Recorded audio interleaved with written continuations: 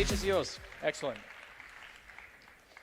So, by a show of hands, how many people here are parents? It's a good number. How many people here, without revealing too much personally, are thinking about having kids at some point? Maybe less hands. How many people here are the children of parents? Okay, so we have a broad mandate. So my name is Michael Rothman. I'm the co-founder and CEO of Fatherly, a digital media company for today's parents. And we've been around for about 4 years. And I was asked to come here to explain how we've been able to build a digital media brand in what's often considered a very kind of difficult media environment by doing something a bit different, as the name would suggest. And so we started Fatherly on the insight that the face of today's parent is a bit different than a generation ago. According to a recent study conducted in the United States about 2 years ago, there's now 10,000 different definitions of parents active in the United States that encompasses same-sex couples, guardian relationships, multi-generational families. But shockingly, the digital media environment, which has welcomed disruption in seemingly every category from women's lifestyle, entertainment, sports, has been fairly uninventive when it comes to talking to parents. And so the key realization that we had is that this notion of kind of what it means to be a family has really just become out of date.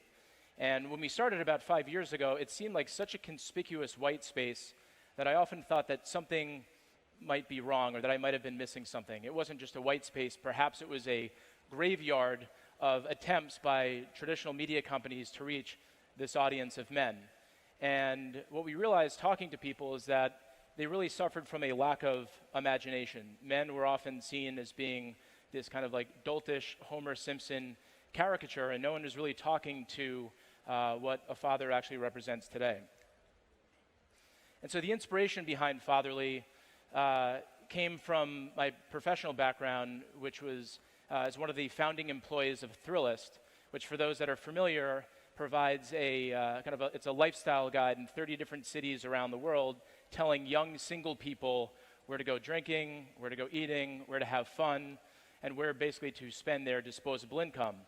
And a funny thing happens when you're marketing to young single people over the course of 10 years. They're no longer as young and single anymore. They start having kids. And this is an audience that is looked to digital and social media to solve seemingly all of the kind of lifestyle disruptions in their life.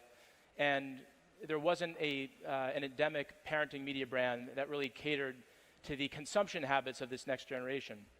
And on the personal side, I have been a mentor to fatherless kids for 20 years. In 2005, I bicycled from New York City to Los Angeles. It took a long time to create a scholarship for fatherless kids in New York City.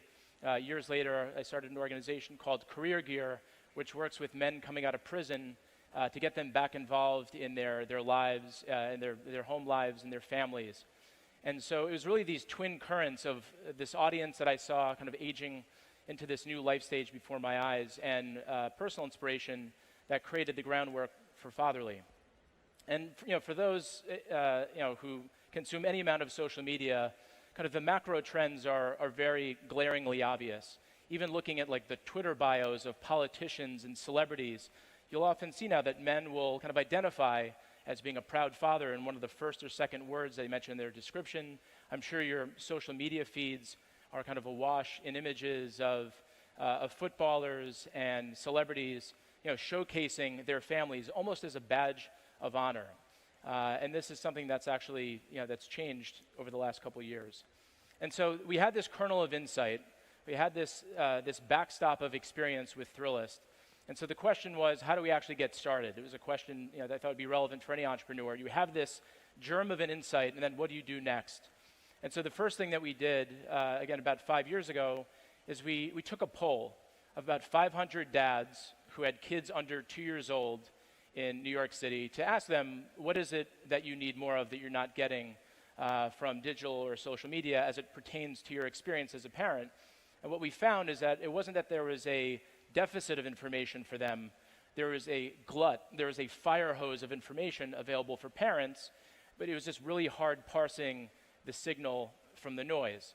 And so ultimately what we ended up doing is we decided to create an email newsletter as our initial prototype that provided a curatorial function to take all of the inputs that we were getting from long-tail mommy blogs or kind of more clinical-oriented sites to really filter 5 things that are most relevant to an audience of young parents. And our initial proof of concept was if we can get this to 10,000 subscribers, if we get a certain click-through rate, a certain open rate over the course of 6 months, we'll have considered this a success. Within 3 months, we had 25,000 subscribers, and so we began shopping this to VCs. And unfortunately, a lot of them said no. But we did find 15 that said yes, including the team from Bertelsmann, the team from WPP. Big shout out to our Bertelsmann and WPP family that might be in attendance. And they recognized that the dynamics of the parenting market had changed, that millennials, this kind of oft-coveted demographic who marketers had been focusing on for the better part of 10 years, were now aging up, and 80% of kids that were born today are born to quote-unquote millennials. And so enter Fatherly. We ended up getting funding in February of 2015. We launched publicly in April of 2015. And today we've become the most popular on social media, the most popular in terms of our total reach in the US, which is now 20 million uniques collectively across all of our platform on a monthly basis. We've been able to do this through building a very distinct editorial voice. And so certainly, as the name suggests, Fatherly, we cater to men, where the tone is maybe a bit more masculine than what you'd find in other publications. But we also key our editorial voice on a particular insight, and that's for any high-stakes decision that you're making in your life, of which parenting decisions factor pretty heavily among them. You're generally triangulating between 3 pieces of data. 1, what is an expert? What does that person have to say? And Fatherly has become a platform for the most dramatically overqualified experts. For example, we have a Navy SEAL captain giving tips on how to dominate hide and seek. We have a master architect giving tips on how to build a pillow fort. And we've been able to combine this kind of expert opinion with first-person perspectives. And ultimately, the third piece of data that one has is your gut. What does an expert say? What does someone like me? What did they do in this decision, in this situation? And what does my gut tell me? And then we have an audience that it's 50-50 male-female. And so it's the only platform in the parenting space that has an equal number of male readers and female readers, which really aligns with our macro thesis, which is that for this new generation, parenting has become a shared responsibility. However, those responsibilities at home are ultimately divided. And this is a platform that actually reflects that. And because our mission is to empower parents to raise great kids and lead more fulfilling adult lives, much of what we do falls into a lot of corporate social responsibility buckets, and that's ultimately how we do a lot of work with brands. And so growth has been really significant. We built our kind of initial proposition on social media. We had videos that would achieve 100 million views, but we knew that that was rather ephemeral, and we really focused on building content that had long-term utility, that had a very long shelf life, because ultimately changing a diaper, the how-tos around that don't necessarily change every 6 months. And so we built a corpus that now encompasses about 17,000 unique pieces of content that's allowed Fatherly to accrue a lot of social and a lot of search value. We have an email newsletter that's personalized, that goes to nearly 1 million people every single day, that's catered to your experience as a parent. And so OMR had asked, okay, I want you to come here and talk about why Fatherly has been successful as a media company in a pretty troubled media environment. I'd say there's probably 4 key factors. The first is that we didn't raise a ton of money. We operated as a business from the very first day that we launched. And so we don't have an impossibly high hurdle rate that might beguile some of the other publishers that have been on this stage over the last couple of years. The second is that we have a very long kind of LTV for each of our customers. So Fatherly is one of the only platforms that really focuses on the entire parenting journey, from nesting to expecting to seeing your kid out of the house at age 18. Hopefully they're leaving the house. And then interestingly, we write for men, but we market to women. And that's because we know that the installed behavior, at least in terms of internet consumption, is that moms tend to be the primary source of content discovery, and they're the ones that are passing it off or providing that curatorial experience for the men in their lives. And so we didn't necessarily want to fight that. We wanted to actually use that as a bit of a force multiplier for our marketing efforts. So we actually actively work with women's lifestyle and more traditional mom-focused parenting publishers, because for every mom that we sign up, we end up getting 2 or 3 subscribers or social followers. And then the fourth reason is because the audience that we're talking to has entered the most blindly inquisitive and acquisitive phase of their lives. And for those that raise their hand, for those who are parents, this probably resonates as being particularly true. And so we've been able to provide real practical utility to an audience that is trying to spend to help the most important people in their lives. So in terms of how we actually operate as a business, there are a couple models. The first is that we have a sponsorship and advertising model based on the fact that we have this dual audience that can't be contextually reached anywhere else online. And so we have certain franchises that have been particularly popular. So for brands that want to reach those that are in the kind of expecting phase, we have a series called Dude Turned Dad, about a comedian's journey from dudehood to dadhood.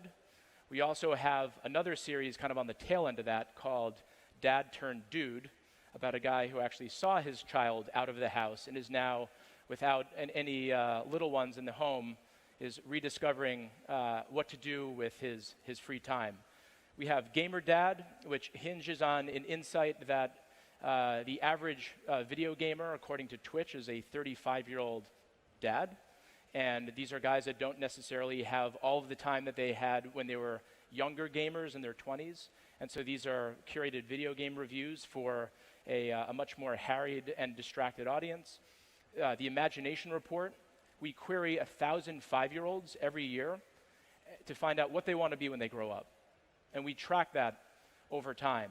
And we've built a really robust franchise around that. Best places to work. So one of the key issues for our audience is ultimately the challenges that one has as a working parent. So this is a rating that we have of the best companies around the world, small and medium, and multinational companies, and we look at their family-friendly policies. We have a podcast. And so in addition to monetizing this audience through advertising and sponsorship, being able to influence that audience through custom content, through our team that's talking to this audience 25 times a day. We also have custom insights where we can understand the hearts, minds, and spending habits of today's parents, not just in the US, but around the world. And we can get several thousand responses over the course of 24 and 48 hours. And more importantly, as we grow as a brand, we're moving into live experiences. And part of the reason is because anything that we do as a company has to solve a very clear consumer problem. And the consumer problem that we're solving here is, what the heck should I do with my kid this weekend? Which is something that we hear particularly in the winter months when there isn't that much to do outside. And so we launched a franchise called the Fatherly Playroom, which showcases the 100 best toys of the year. And we put them all on display for families, and particularly families with kids under 10. And then we bring together the best activity providers for kids in that market and have a 4-day experience that really does focus on solving that problem, at least for a neighborhood, for a period of time. What should I do with my kid this weekend? And we have an outdoor version of that called the Backyard. We're about to execute our first version of the Backyard in about a month, which focuses on outdoor play experiences, outdoor activity providers. And this is something that, as we grow as a brand, is going to become kind of another leg in the stool. It's going to become almost a traveling roadshow throughout the year. Dad's Night. So one thing that we heard from our community is that it's not often that dads have an opportunity to get together and talk about the challenges in their relationship, challenges as a parent. And so we put together with select retailers these experiences in store after hours for dads to get together and kind of talk about their experiences. We also make sure that they're specific based on the age of the kid. And then we're about to launch one of our biggest events with Gillette in about a month called Letters to Boys About Love, or What I Wish My Father Told Me. And we're bringing together all sorts of artists, musicians, celebrities to talk about their experience of raising healthy boys in what's become a much more complicated and troubled world. And the third leg of this stool, so we have media, we have experience. I have to ask you to speed a bit up. Sure. We're over time. Oh, sorry, we're almost over. Okay, thanks. The last thing that we have is consumer products. We're launching a card game called Truth or Share. It helps families have often difficult conversations with each other. What if they cut me off? And the last thing I'll say is it's not often that men are able to be expressive about their appreciation. And one of the ways in which our audience has shown appreciation for Fatherly is that we have about 12 people who've gotten fatherly tattoos on weird parts of their body. This is probably the most kind of camera-friendly. And for those who aren't familiar, the seahorse is the only creature in which the males gestate the eggs. And so it's become a symbol of paternity, and it's become our icon. It also conveniently looks like an F for Fatherly. So with that, I say thank you. I appreciate you being kind of a part of this leg of the journey.